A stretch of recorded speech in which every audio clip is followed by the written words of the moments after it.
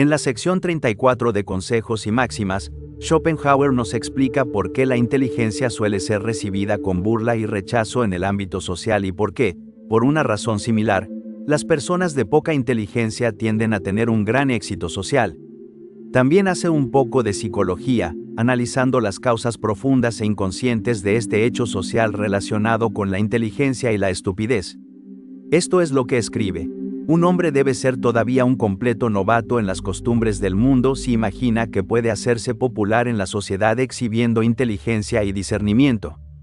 Para la inmensa mayoría de las personas, esas cualidades despiertan odio y resentimiento, sentimientos que resultan aún más difíciles de soportar porque la gente se ve obligada a ocultarse incluso a sí misma la verdadera causa de su enojo. Lo que realmente sucede es lo siguiente.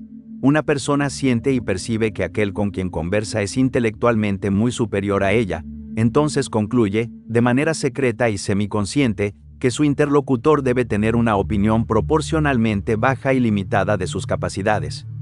Ese razonamiento despierta los sentimientos más amargos de un odio silencioso y rencoroso. Compárese con El mundo como voluntad y representación, libro 2, página 256, donde cito al Dr. Johnson y a M.K., amigo de juventud de Goethe. El primero dice, no existe nada con lo que un hombre exaspere más a la mayoría de las personas que mostrando una capacidad superior o un brillo extraordinario en la conversación. En ese momento parecen complacidos, pero la envidia los lleva a maldecirlo en el fondo de su corazón. Schopenhauer aquí nos ofrece una explicación de por qué, según él, las personas inteligentes suelen ser impopulares.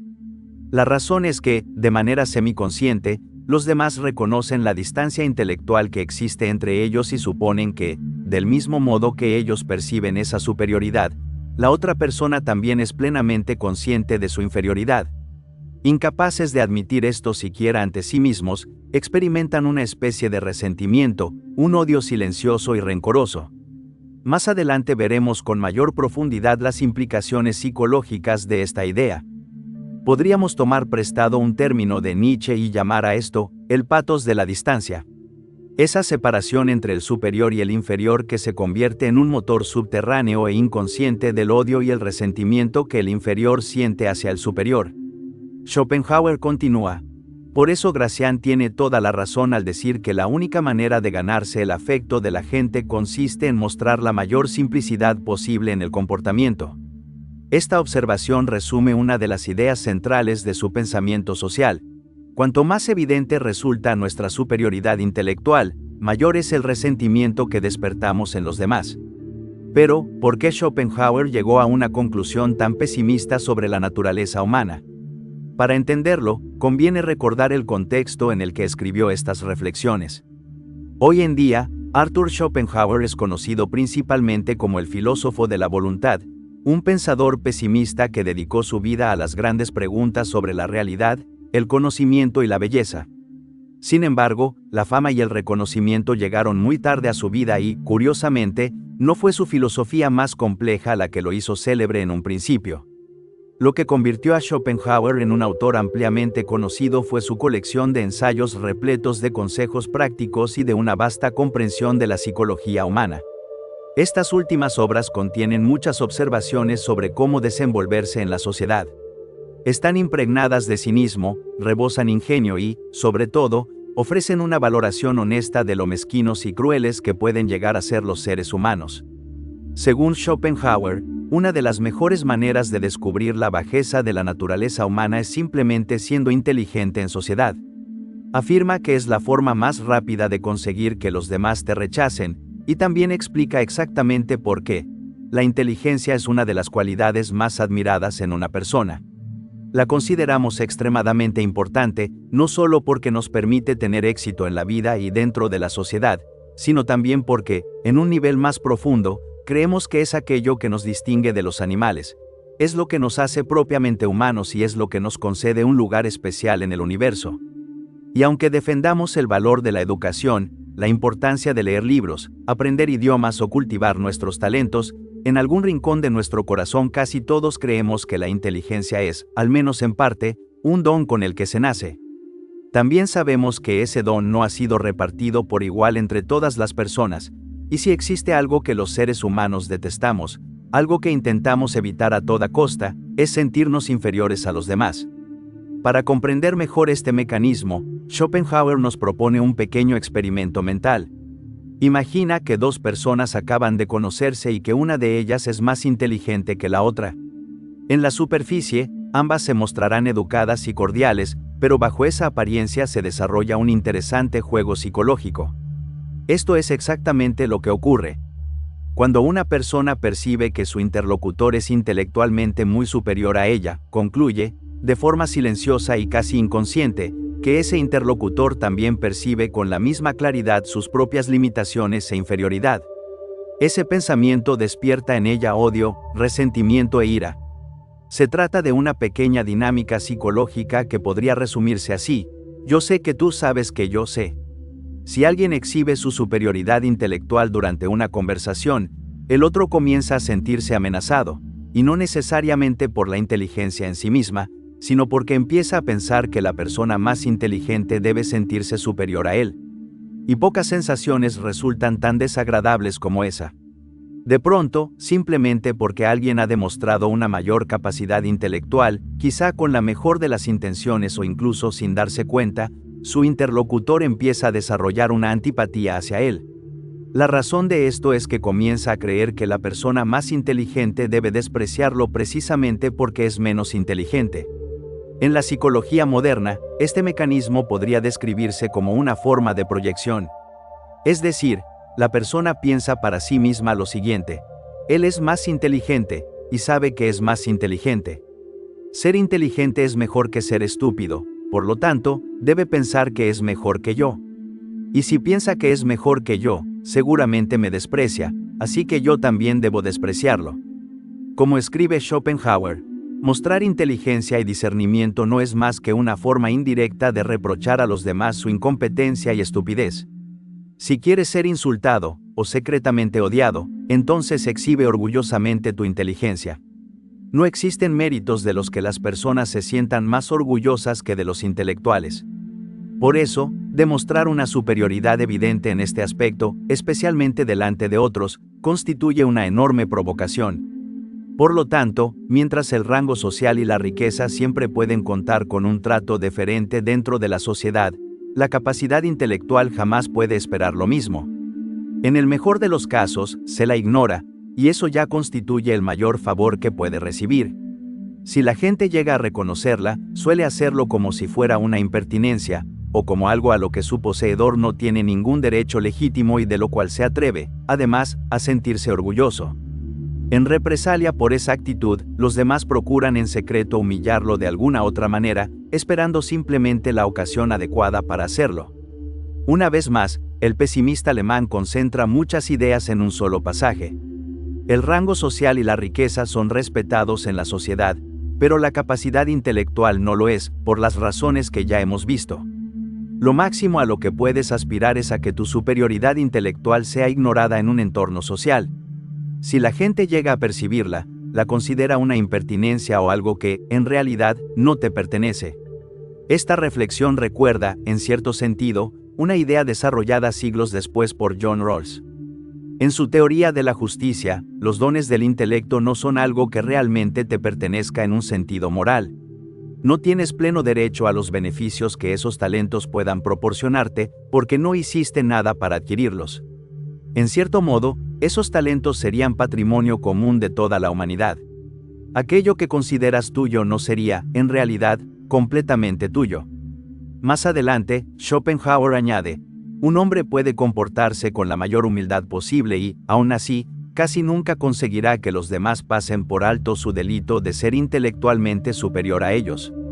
En el Jardín de las Rosas, Sadi hace la siguiente observación: debes saber que los necios sienten 100 veces más aversión por encontrarse con los sabios que la que los sabios sienten por la compañía de los necios. Ese malestar no suele manifestarse de forma abierta, con frecuencia adopta formas mucho más sutiles.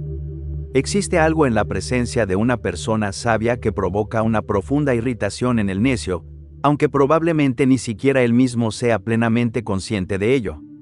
Quien se siente inferior buscará la manera de vengarse, y con frecuencia, aprovechará cualquier oportunidad para hacerlo mediante un insulto. De ese modo traslada el conflicto desde el terreno de la inteligencia al de la voluntad, al de las emociones, donde todos nos encontramos en un plano de mayor igualdad. Así es como, según Schopenhauer, la forma más rápida de ganarse el rechazo de los demás consiste simplemente en ser inteligente. La situación es todavía peor para el genio, porque ni siquiera tiene el consuelo de encontrar fácilmente personas con una capacidad intelectual semejante a la suya. Allí donde vaya, despertará inevitablemente esta reacción. Ante ello solo quedan dos posibilidades. La primera consiste en no preocuparse demasiado por la sociedad, e incluso apartarse de ella en la medida de lo posible. Aunque esto nunca puede hacerse por completo, Schopenhauer fue un firme defensor de la soledad y, más adelante, veremos por qué le concedía tanta importancia. La segunda opción es mucho más cínica. El pesimista alemán aconseja fingir que uno es menos inteligente de lo que realmente es. Es decir, hacerse el tonto. Como él mismo escribe, la inferioridad intelectual, por el contrario, constituye una auténtica recomendación social. Porque, así como el calor resulta agradable para el cuerpo, la sensación de superioridad lo es para el espíritu.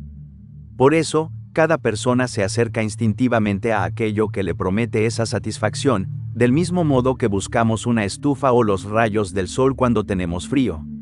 En otras palabras, todos prefieren la compañía de personas frente a las cuales puedan sentirse, al menos un poco, superiores. Incluso cuando se trata de cualidades físicas.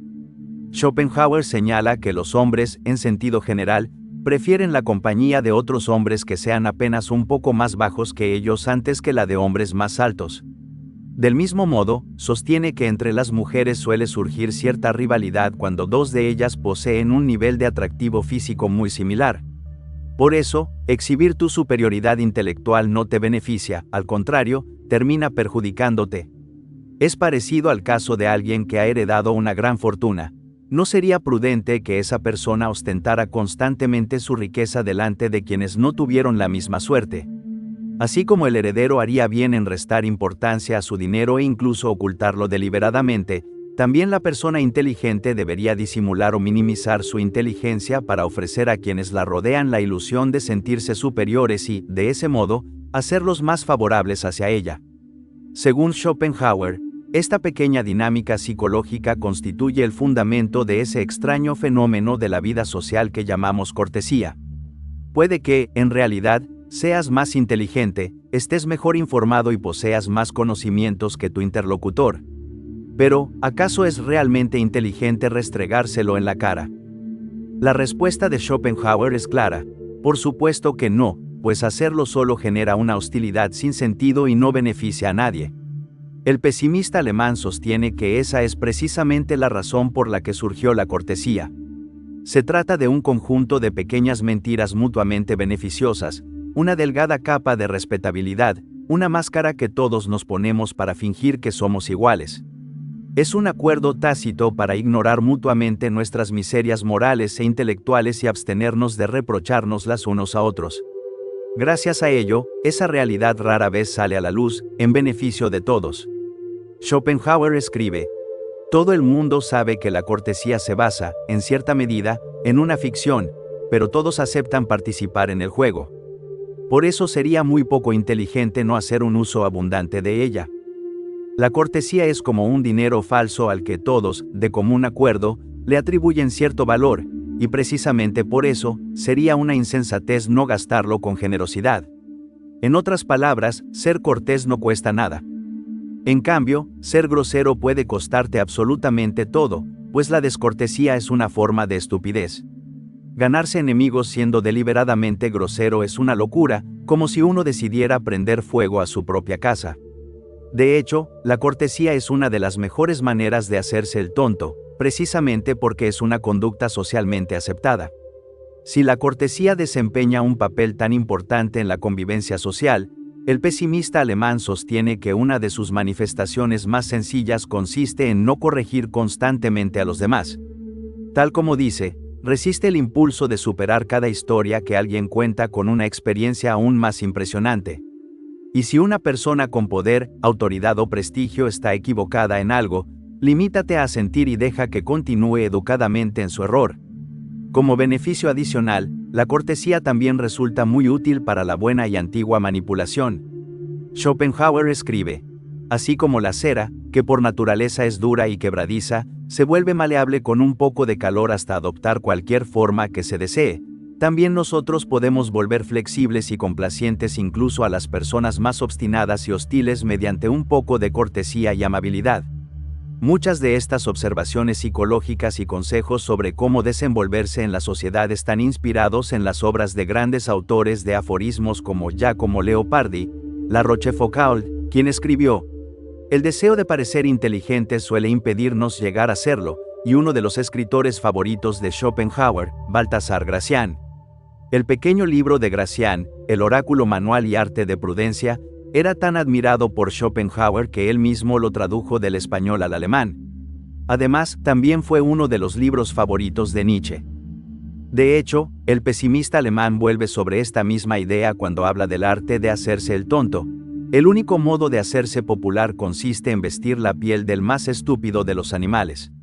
Después de tanto cinismo y de tanta estrategia casi maquiavélica, resulta inevitable preguntarse qué llevó a Schopenhauer a sostener estas ideas. Sabemos con certeza que el joven Schopenhauer tenía un talento especial para alejar y ofender a las personas. Era famoso por su sinceridad brutal, hasta el punto de insultar a la gente o señalar sus errores de maneras que muchos consideraban groseras o insensibles. Siempre tuvo la impresión de ser la persona más inteligente de la habitación. Y, en su caso, es muy posible que realmente lo fuera. Sin embargo, aunque la búsqueda incansable de la verdad y la honestidad absoluta son virtudes indispensables para quien aspira a convertirse en filósofo, también pueden convertirse en enormes desventajas para quien busca la aprobación de la sociedad.